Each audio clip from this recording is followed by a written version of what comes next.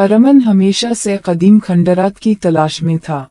जब उसने अमेज़न के जंगल में एक खोए हुए शहर के बारे में अफवाहें सुनी, जो सदियों से दुनिया से छिपकर था, तो उसे पता था कि ये उसका मौका है। एक नक्शा जो नस्लों से मुंतकिल हो रहा था, और एक छोटा बैग लेकर वो अपने दोस्त रफीक के साथ रवाना हो गया, जो एक तजुर्बाकार रहनुमा था। कई दिनों की जंगल में सफर के बाद, मच्छर और मूसलाधार बारिश का मुकाबला करते हुए, वो एक अजीम पथरीली दरवाजे के करीब पहुंचे जो दरख्तों और मूस से ढका हुआ था। इस पर मौजूद नक्शे और अलामतें ऐसी थीं जो अरमान ने पहले कभी नहीं देखी थीं। रफीक ने उन अलामतों को तर्जुमा करते हुए कहा, ये कुछ खतरे की निशानदही कर रहा है। क्या हमें आगे बढ़ना चाहिए?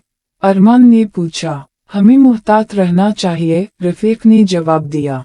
फिर दोनों दरवाजे से अंदर दाखिल हुए और एक कदीम शहर में पहुंचे, जहां बुलंद पथरीली इमारतें और आलूदा मुजस्समे, जो दरख्तों और बेलों से ढके हुए थे, नजर आ रहे थे। ये शहर ऐसा था जैसे कुदरत ने उसे अपने दायरे में ले लिया हो।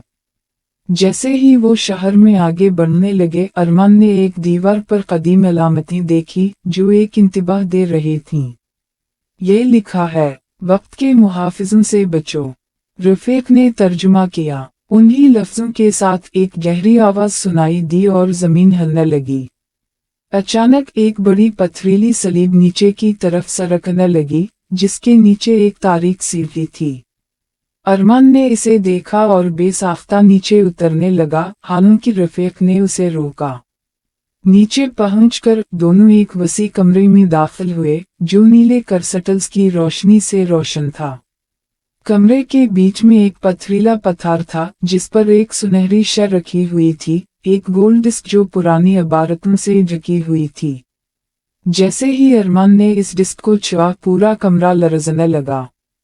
दीवारों पर खड़े मुजस्समे की आंखों में से रोशनी निकली और वो हरकत करने लगे। दौड़ो, रफीक ने चीख कर कहा। वो दोनों सीढ़ियां चढ़ने लगे, जबकि कमरा मुनहदिम होना शुरू हो गया। पत्थर गिरते जा रहे थे और जमीन लरज रही थी। वो दोनों बाहर की तरफ दौड़ते हुए आखिरकार दरवाजे तक पहुंचे और भागते हुए बाहर निकल आए। हम बच गए, अरमान ने सांस लेते हुए कहा।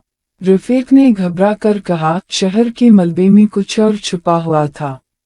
अरमान ने वो सुनहरी शय बैग से निकाली और इस पर लिखे हुए निशानों को गौर से देखा।